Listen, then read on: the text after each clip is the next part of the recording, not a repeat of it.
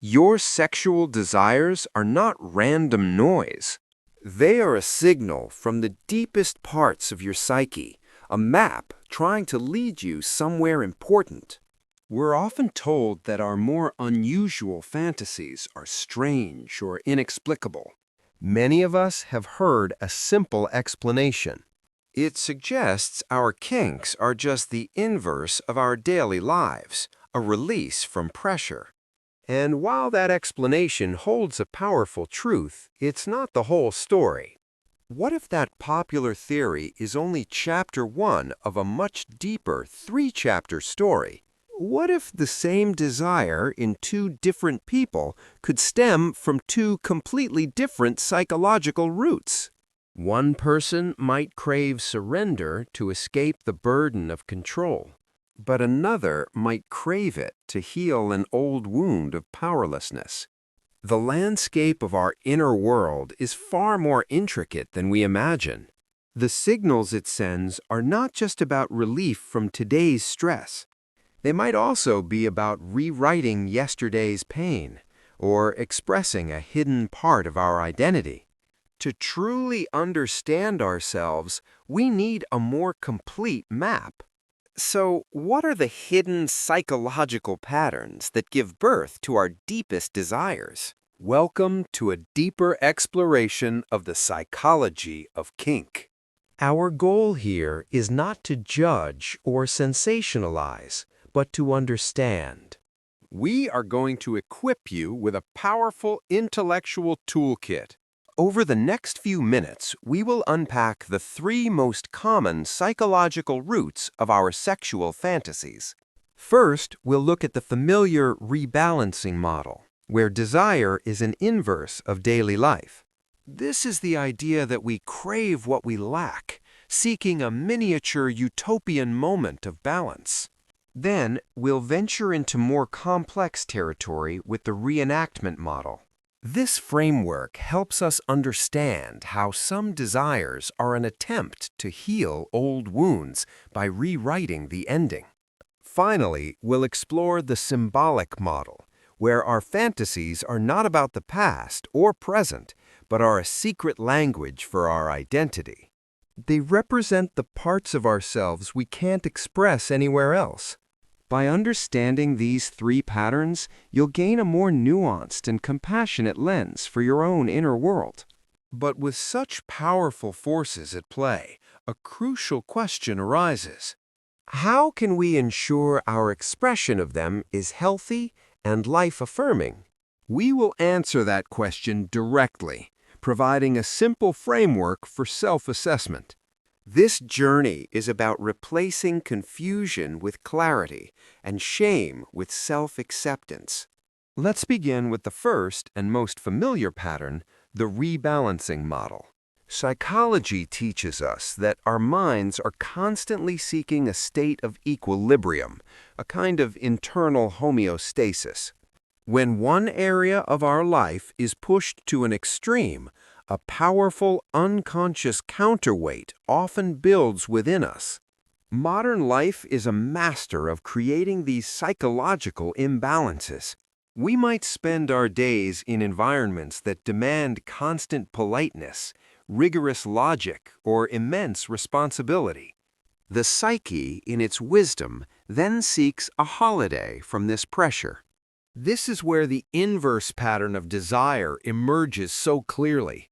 Consider a fresh example, different from the original video. Imagine a successful startup founder.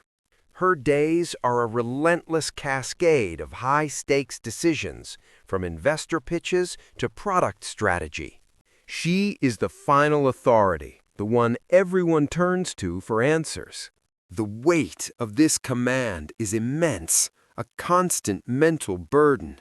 There is no room for her to be uncertain, to be guided, or to simply follow. Then, in her private life, she discovers a powerful draw towards scenarios of complete submission. She doesn't want to make a single choice. She wants to be given clear, simple instructions and the permission to just execute them perfectly.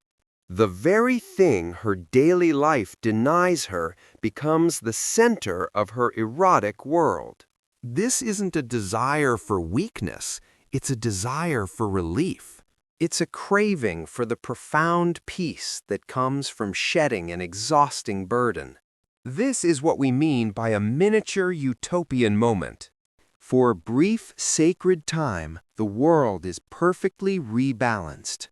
The same logic applies to a quiet librarian who fantasizes about being loud and commanding, or a diplomat trained in careful, measured language who craves raw, uncensored talk.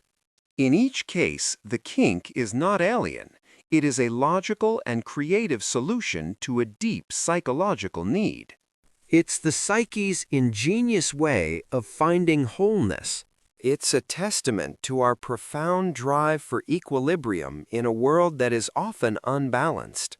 The pattern is a simple, elegant dance of opposites. The soul seeks in fantasy what the world denies it in reality. This model explains so much about the human heart. It reveals a hidden logic behind seemingly strange attractions. For many, this understanding alone can be a source of immense relief. This doesn't mean you're strange. It simply means you're seeking balance. It is a sign of a healthy, adaptive mind at work. Where life demands constant, exhausting control, the soul may crave the profound holiday of surrender. This rebalancing explains a lot. But what about desires that don't seem to be an inverse of our daily life? What if they feel older, deeper, and are tied not to our present pressures, but to our past? This brings us to our second framework, the re-enactment or healing model. This is a more delicate territory, so we must tread with care and compassion. This model suggests that some of our most intense fantasies are attempts to revisit old painful experiences, but this time with a crucial difference. The difference is control. The psyche seeks to go back to the scene of a wound, not to suffer again, but to achieve a sense of mastery over it. It's a way of creating a corrective emotional experience in a safe and consensual space. Consider someone who grew up feeling largely invisible in their family. Their thoughts were dismissed, their feelings were ignored, and they learned that their presence didn't seem to matter much. This creates a deep, lingering pain of not being seen, a feeling of being insignificant. As an adult, this person might develop a powerful kink around being the object of intense, focused, almost worshipful attention. In this fantasy, every word they say is hung upon. Every gesture they make is scrutinized with adoration. Their comfort and pleasure become their partner's absolute priority. They are, for that moment, the most important person in the universe. What is happening here is profoundly therapeutic. The scenario allows their adult self to receive the validation and importance their child self was starved of. It doesn't change the past, but it overlays it with a new, powerful, and positive experience. This can apply to many experiences of powerlessness, betrayal, or fear. By restaging them in a context of safety, consent, and control, we transform the emotional poison into a kind of medicine. The act of returning to the theme is not a sign of being stuck. Instead, it is often a courageous, unconscious drive towards integration and wholeness. This model asks us to look at even the most challenging kinks with a profound sense of compassion. It asks us to see the survivor, the creator, and the healer within the fantasy. The key is the shift from victim to author. In the original experience, you were a passive recipient of pain. In the fantasy, you are the director of the scene, with the power to hit pause, to change the script, and to ensure a better ending. This is a testament to the resilience of the human spirit. It's a way we try to mend what was broken on our own terms. It acknowledges the weight of our personal history. The desire isn't to be hurt again. It's to finally feel safe where you once felt fear. It's about turning a place of terror into a place of power. Sometimes we return to old wounds not to bleed, but to finally be our own healer.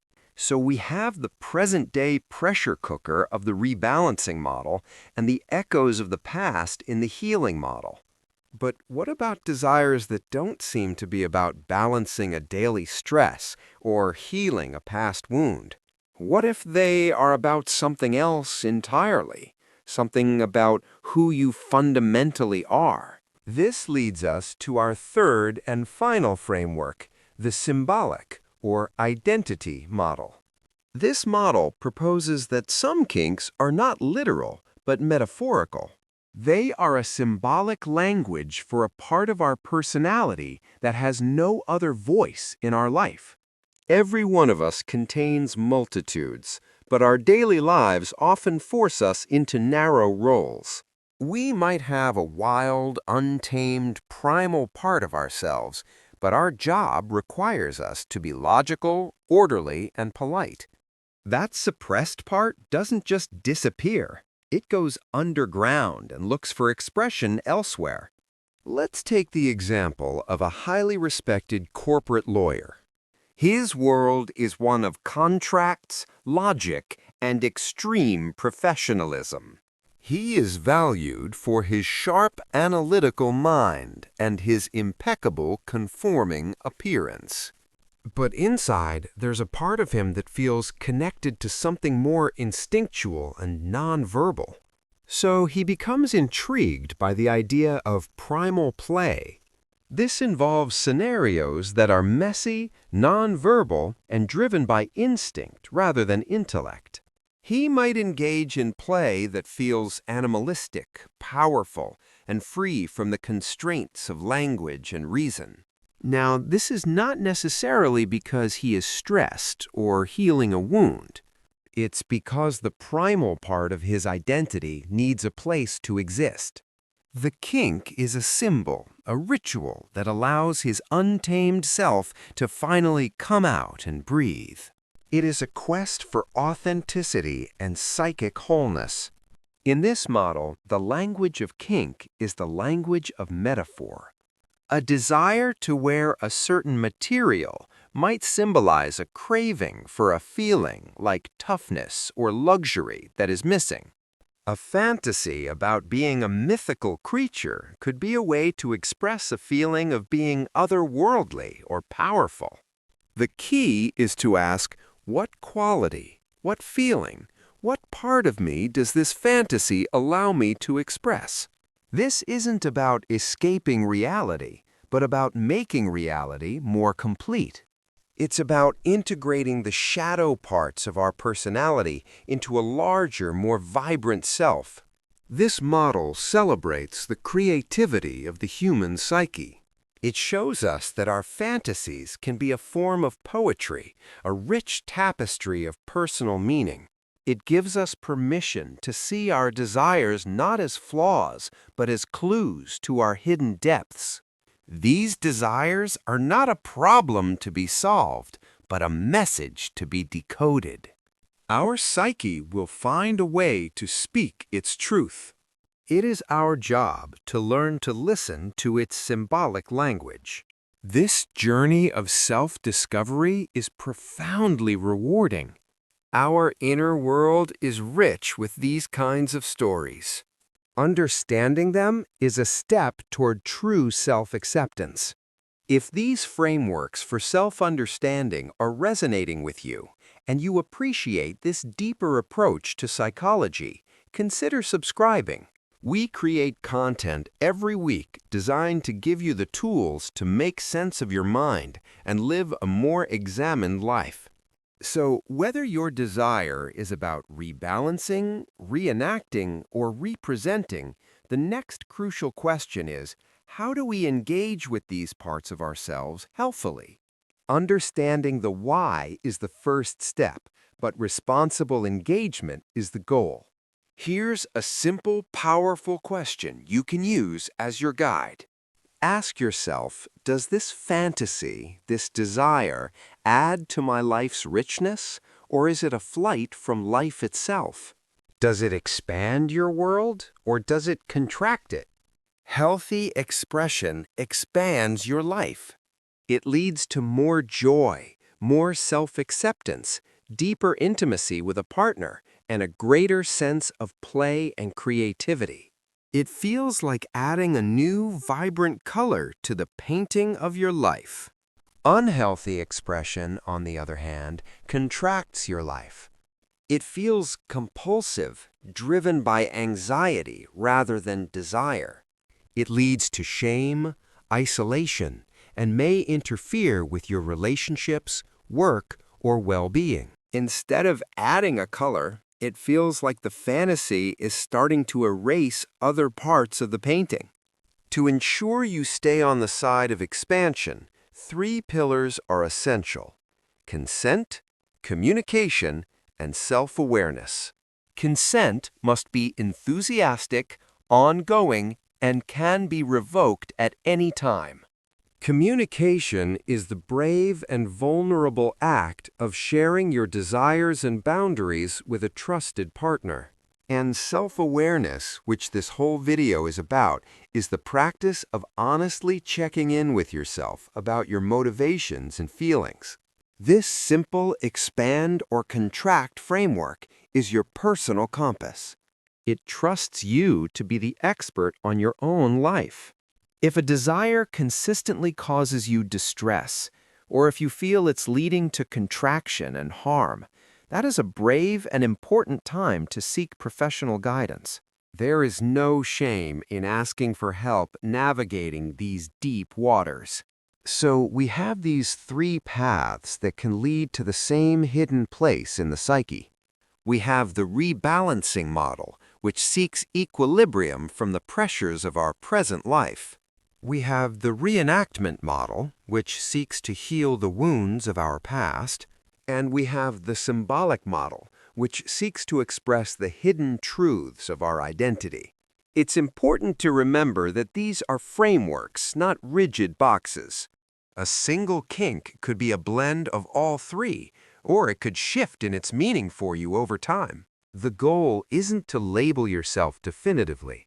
It is to cultivate a curiosity and compassion for your own complexity. At the beginning of this video, we talked about your desires being a map. Perhaps that map felt confusing, the terrain strange and unsettling. Our hope is that you now have a better legend, a key to understanding the symbols. You can now see the different kinds of geological forces that shape the landscape of your inner world. Ultimately, what all these paths reveal is not that we are strange, but that we are striving. We are all striving for balance, for healing, and for authentic expression. These desires don't make you broken. They prove you are a complex, striving human trying to be whole. We would love to continue this conversation with you in the comments. Which of these 3 models, rebalancing, healing, or symbolic, resonated most with your own experience of the world? There are no right or wrong answers, only opportunities for more understanding.